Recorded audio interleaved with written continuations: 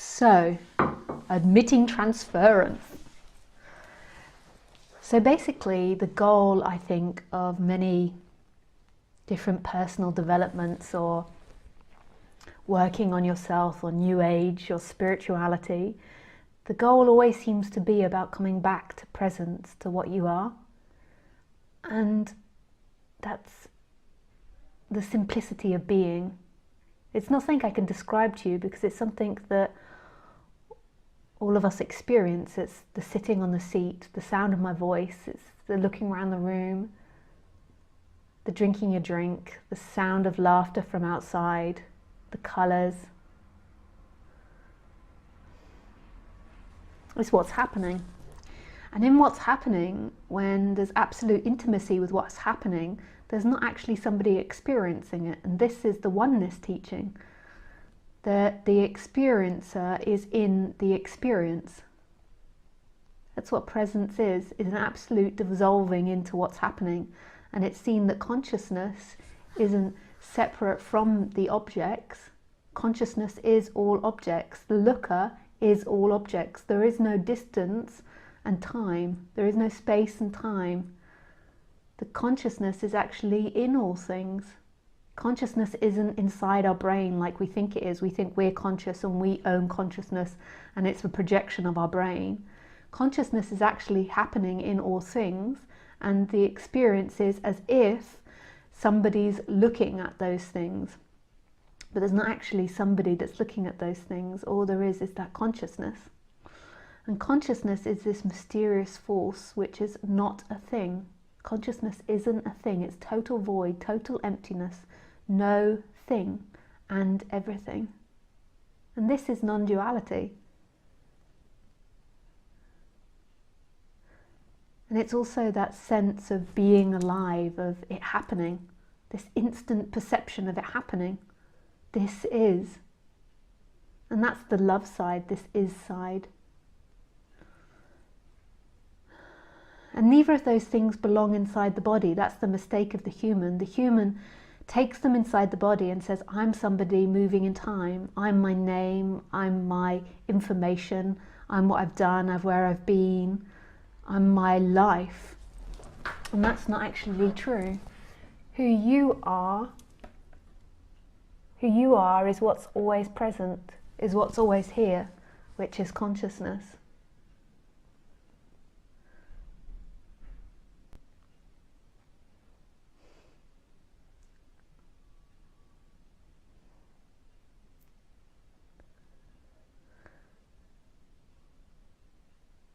And then there is this thinking mind, this dualistic mind, which thinks about time and thinks about somebody that came into this room and sat on this chair, and somebody that gets up from this chair and leaves the room. And the human being believes it's the thinking mind over the actual experience. It forgets about what the actual experience is, what's happening right now, what is, and the human's attention goes solely to thinking and interpretation, and it's always telling itself, I am my name, I am my situation, I am my bank balance, I am my history, I'm my body, I came into this room. And the focus is always on that, so the energetic expression begins to appear like that. It really begins to feel like there is a soul or a solid entity inside this body that's separate from everything else. And that feeling always gives the feeling like you've lost something, like something was taken away from you.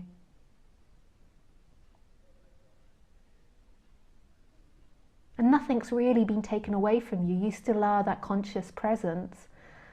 It's just that the focus is on the lie, the illusion, the thinking mind. It's not that the thinking mind is a lie, it's just functioning. It's like the focus just totally being on the heart and then believing the heart is the truth of reality, or the focus being totally on the big toe and believing reality is the big toe.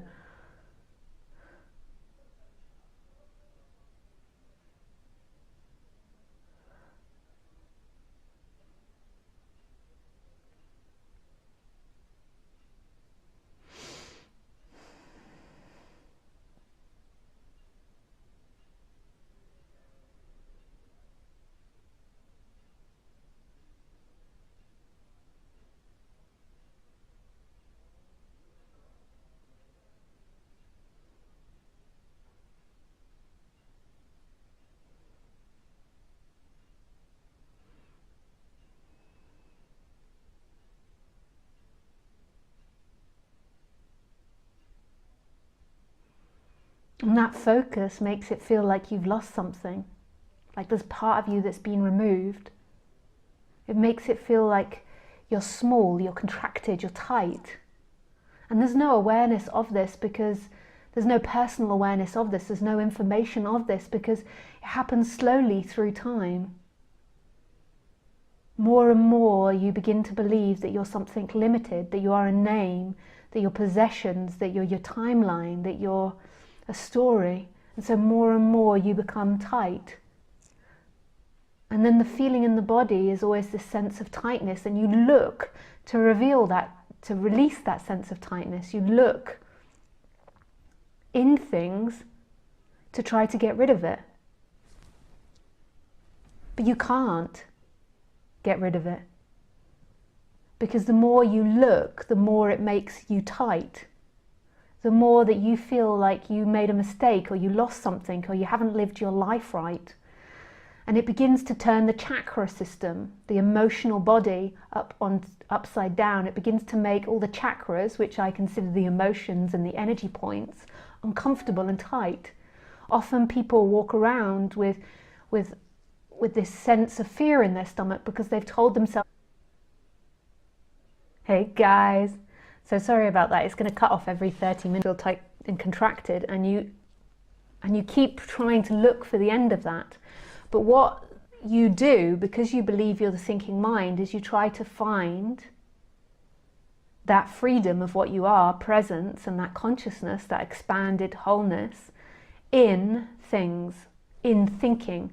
So you try to find it in buying a house or getting more money or all these dreams. And when you think about these dreams, as I say, buying a house, you imagine your life suddenly being perfect, and it gives you a sensation of presence, of this presence, of this intimacy, because suddenly you're not telling yourself anymore that you're imperfect. There's a sense that you are perfect and that this is perfect.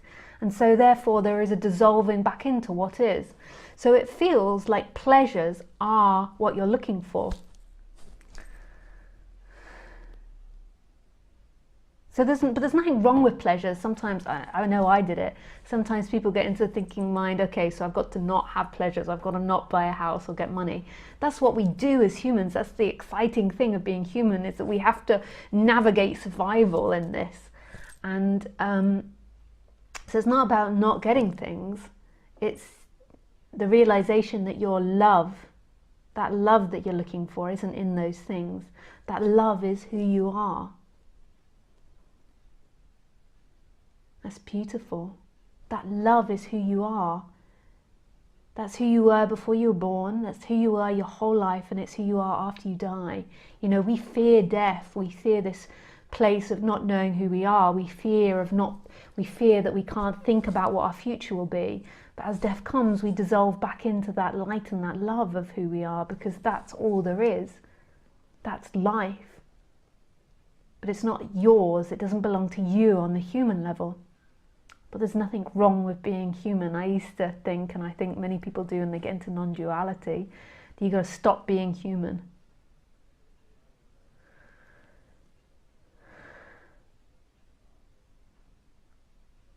So in your lover cannot give you love.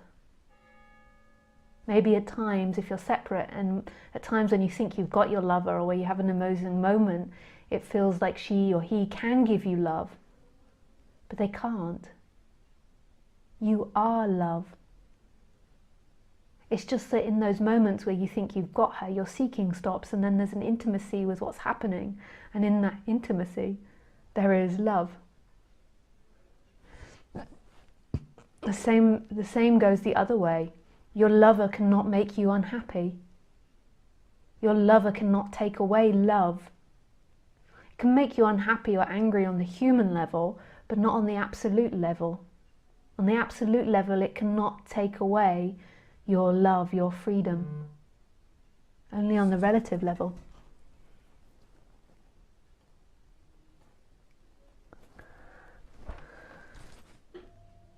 It's so beautiful. Okay, so now we're going to go to omitting transference. So basically transference, like it's used, most people use it, and it's basically you transfer or project, is another word for it, old conditioning onto something or someone. And this is happening all the time in society. I mean, on a basic level, it's happening on ads. You know, when they advertise a new iPhone, you think, oh, I want it. There can be the little I want it, where the human has this sort of natural sense that it wants it, but it's not addicted to it. And then there's this transference, where there's a moment that you believe that you'll only be complete when you have that. And you don't think that. You don't think, I'll only be complete when I have it. There's just an urge that you have to have it at all costs, now.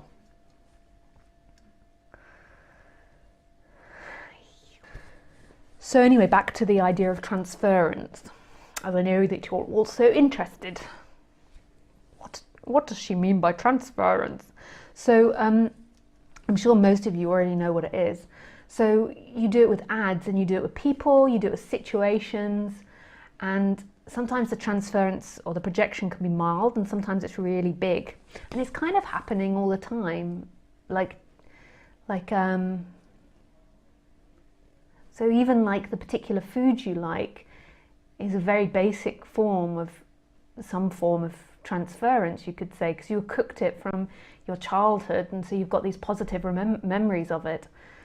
And this happens in relationships as well, that you say fall madly in love with someone, and what it is in that falling madly in love, there's still this dynamic of, say, if you had a mother that didn't pay you much attention, there's this dynamic, it's not conscious at all, of wanting that love that you didn't get as a child from that person stood in front of you. So you're not actually really seeing the person that stood in front of you. Your conditioning from the past is coming up, making your love and your want for that person even more intense than it is. It makes it, I feel very, very, very dramatic, because in you there is still a young boy that's longing for love and attention, and so when it's, or young woman longing for love and attention, so when it's in relationship, there is this, or it meets the woman that maybe has qualities of the mother figure, or it could be a teacher, it could be anyone. There is this quality of falling overly in love, and really you're not seeing that person. It can also happen in the negative, that say, I remind you, or the woman reminds you of someone that hurt you. So say your mother that hurt you, or your father that hurt you. Then that person shows quality of your parent figure, or someone you met in your childhood. And when you interact with them, you have transference, and you see them as the devil very quickly, or you see them as a bad person very quickly, and you really detest them, and they really haven't done anything to you. And then everything that they do, you get annoyed by or irritated by. And this is really hard to see. And in a way, we're always doing this. We've got this programming that sort of, in a way, comes from the past, even though it's only ever happening presently. But we've got this programming that comes from the past. And when it's really unconscious, then what's often happening is we're looking for completion in that, but we're not conscious of it. So we're looking in completion in getting attention from this person, or avoiding this person, or getting loads of money. And as it becomes more conscious, it can be quite painful. But then what tends to happen is there tends to stop being so much seeking going into those dynamics, because they're seen for what they are. So there begins to be a fading of the belief that love will be found there. You begin to see it more clearly. That love is not found in all these things. And I think that when you're a public speaker, so just taking myself, or when you're on YouTube, or when you're on TV, when you're a teacher, when you're in these roles, these projections and transference can happen.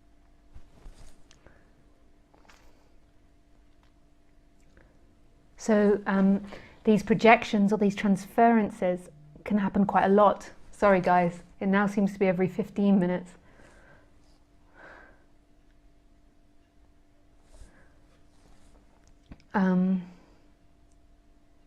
It comes back on quite quickly. It might be every 5 minutes now, and then I'll get down to every 1 minute. So when you are a public figure, it can happen quite a lot. So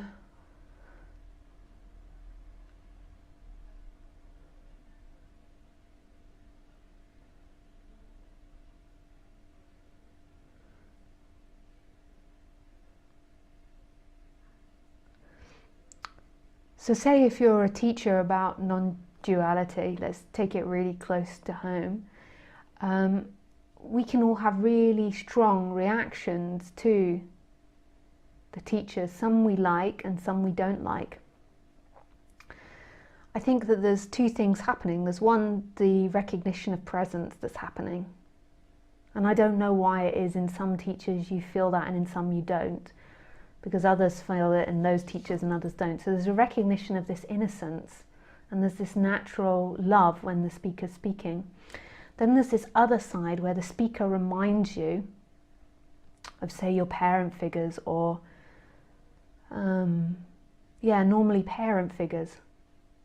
Like, I normally think and expect that male teachers will have more females and females will have more males come to their talks, because I think there is this love transference thing happening as well, where there's also this sense of wanting attention or wanting love from that person. And it used to happen to me with speakers as well. I think I've told you about this one time with Ramesh, where I suddenly had huge sexuality come up for him, and he was so old, he was like 93, it ended up moving to the man sat beside him. I was just like, oh. So you have like these strong sexual feelings, or romantic in love, or appreciation. And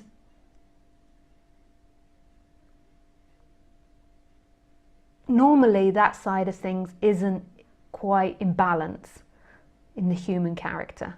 But I'm not saying it's wrong in any way. I think it's brilliant that it comes to light and you see it. So maybe if you're a female, you have admiration for me or would like to be like me. These sorts of thoughts are a form of transference or projection.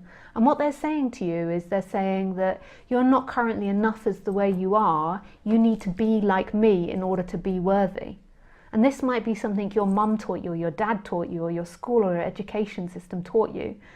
And so therefore you'll always draw that situation into your life unconsciously. That's not balanced thoughts. It's good to have like appreciation, in the sense of, oh, it's really beautiful what she says and I respect her. That's really beautiful. That's different from this other side of like a longing for to be like it or something. So I respect her because, yeah, I've got to admit there are things to respect of what I've done.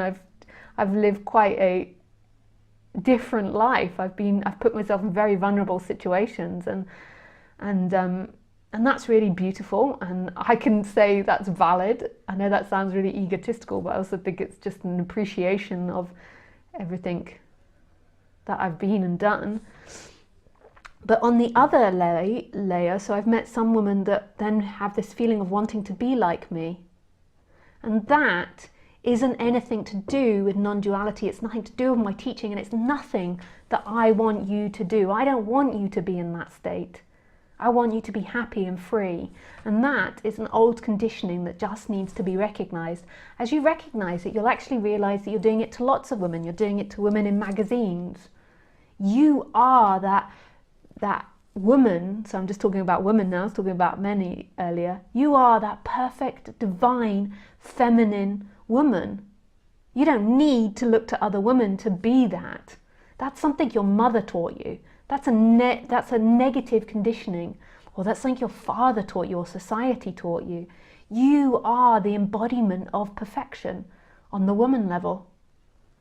No matter what your intelligence is, what you look like, what you've done. Right now, you are that beautiful, empowered, strong woman, no matter what.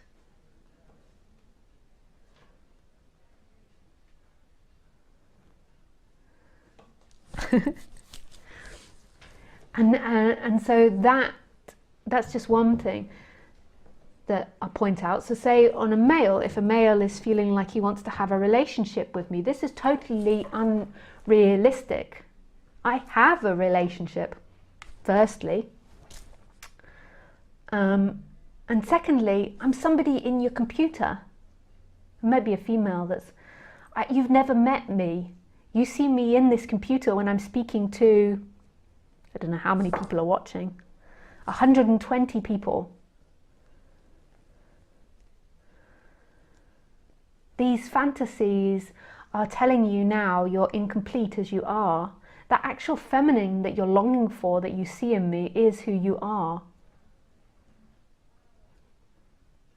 It's half of who you are, and you can express it with a female, but this longing for something that's so far away from you is an imbalance. It's saying that you're not enough as you are. You can feel it now, like that attraction to women in you now. You don't need me. You don't need a female image to project it. You can feel it now inside of you. It is you. And the more you begin to see that, the more you'll actually really appreciate the woman that stood in front of you. You'll really see her beauty. Beyond all this bullshit of having to be a particular body size or looks or age. This is all bullshit. This is something that we've been conditioned into. Obviously there's some truth in the younger female being more fertile, so on the animal level, but it's also bullshit as well. Like 100 years ago, what was attractive was plumpy.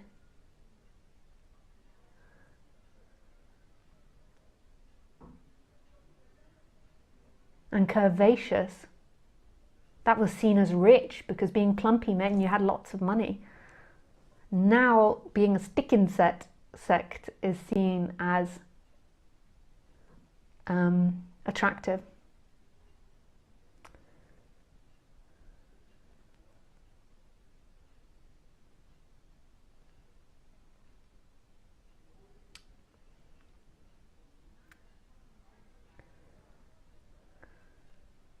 So as you begin to balance and find the feminine inside of you, that you are that feminine that you crave. Because normally what you're craving actually is to dominate or control or to have or to own on the male level, out of balance. And so I sometimes think that as women have become more independent, what's happened to them physically is they've become less strong. They've become weaker and thinner and thinner and thinner. Because out of balance, the man wants to control and own the female. This is very basic, like I'm saying this very, like just throwing it out there.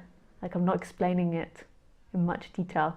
I tend to be like that. I like to go for the most extreme, like bang, bang, bang, rather than explaining things slowly. It's because I get really bored when, well, yeah, I snooze off if somebody over-explains stuff. You know, you buy a book and it's like, oh my God, 90% of the book is like over-explaining. I just want the juice. Forgot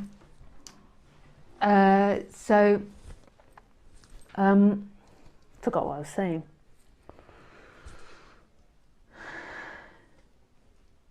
So yeah, as you begin to find that feminine energy in you, which is love, the feminine, I think, is the I am, is the everything, is the life, is the love.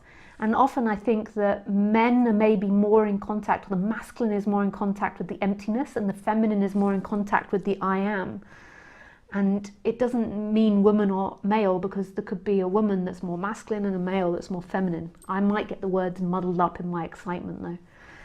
So the male, I think, also is attracted to the female because of that feminine, alive, vibrant I amness.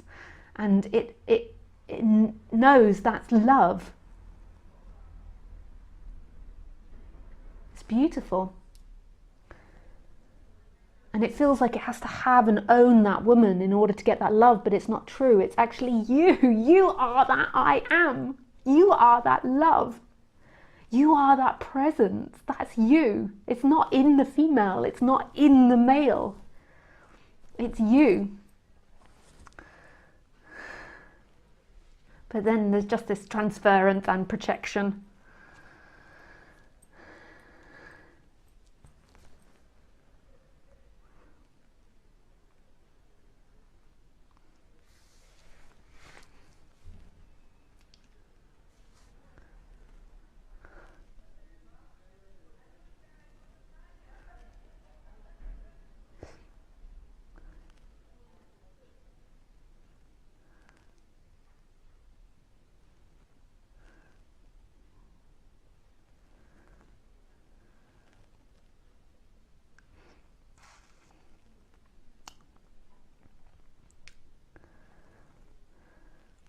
But I can't teach you this, it has to be seen. So begin to realize that you can feel that love without a female, you can feel that love without a male. You can feel that love for no particular reason. So just begin to notice that. You can also feel unhappy for no particular reason, but your mind is so inventive that it always tries to find a reason, because then it thinks, I can control this, which it can't.